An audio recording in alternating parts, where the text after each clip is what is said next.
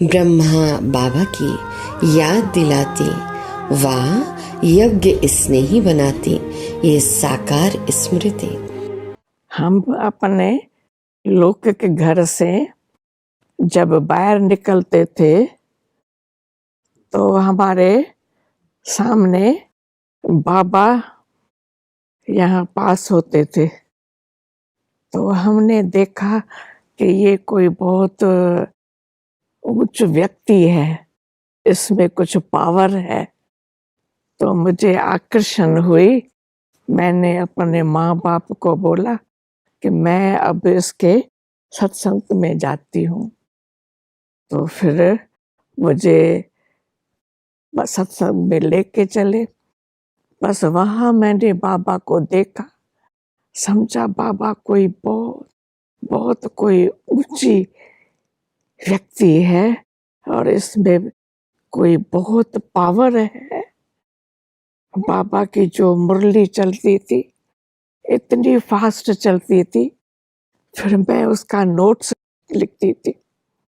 अभी बाबा की मुरली फास्ट लिखूं भी कैसे? फिर मैंने अपने निशानियां बनाई, जैसे सृष्टराष्ट्र, धृतराष्ट्र, तो उसका भी सिर्फ रखा, सृष्टि तो सिर्फ किया शॉर्ट एंड राइट। तो वो सब मैंने अपने दिल से प्यार से, बहुत प्यार से वो सब नोट किया। और कोई नहीं था जो बाबा का वो नोट कर सके, क्योंकि बाबा की बहुत फास्ट मुरली चलती थी। फिर वो मैं निशानियां डाल करके, ये भी बाबा की टचिंग, फिर मैं वो फिर नोट करती थी। फिर मम्मा कहती थी कि जो सुनना है वो आकर के यहाँ सुनाओ। फिर मैं सुनाती थी कि आज बाबा ने ये बातें सुनाई।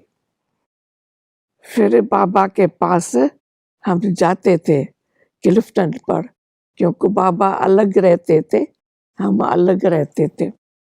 फिर हम बाबा के पास जाकर के बाबा से मिलते थे, हंसते थे, बैलते थे, और बाबा हमें बहुत प्यार से मीठी मीठी बातें सुना करके हमें बहुत खुश करते थे। हम कहते थे बाबा आज आपने बहुत अच्छी अच्छी बातें सुनाई, हमने सब नोट की है। फिर मम्मा कहती थी आकर के ये सुनाओ यहाँ। फिर आकर के जहाँ मम्मा रहती थी उसी भवन में मैंने वो सब सुनाया। तो सब तालियां बजाने लगी कि वाह बाबा ने तो बहुत अच्छा सुनाया। तो इसी तरह से हमको बहुत खुशी होती थी कि बाबा के पास मैं ये आई हूँ। मुझे बहुत मेरा सौभाग्य है जो मैं बाबा के पास आकर के इतनी, बाबा कहते थे सदैव खुशियों में रहो। खुशी जैसी खुराक कोई नहीं है। कभी भी कोई बात में भी नाराज नहीं होना चाहिए, सदा खुश रहो, नाचते रहो, हंसते रहो, उड़ते रहो। तो हम भी उसी खुशी में नाचते हंसते बैलते रहते थे। हमारी छोटी उम्र थी, 7 बरस की थी, लेकिन आते ही बाबा ने मेरा हाथ पकड़ा। बाबा ने कहा अब तुम हमारे साथ ही। फिर बाबा पैदल करने जाते थे तो भी बाबा साथ में ले चलते थे। हम पांडव भवन से पीस पार्क तक पैदल जाते थे, पहाड़ियों से चढ़ के, क्योंकि उस समय तो जवानी थी ना।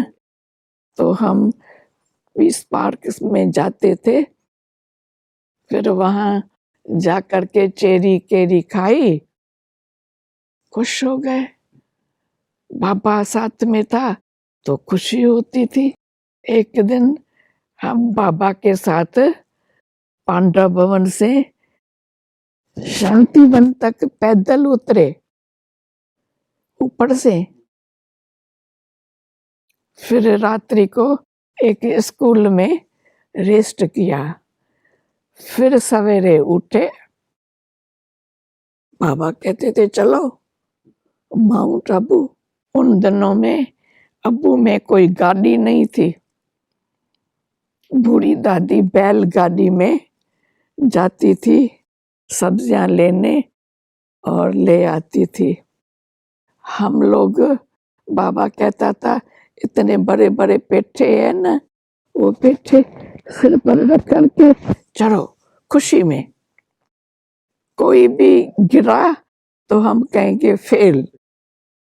तो उसी खुशी में हम तो बहुत बहुत खुशी से वो पेठा भी सिर पर रख करके चलते थे।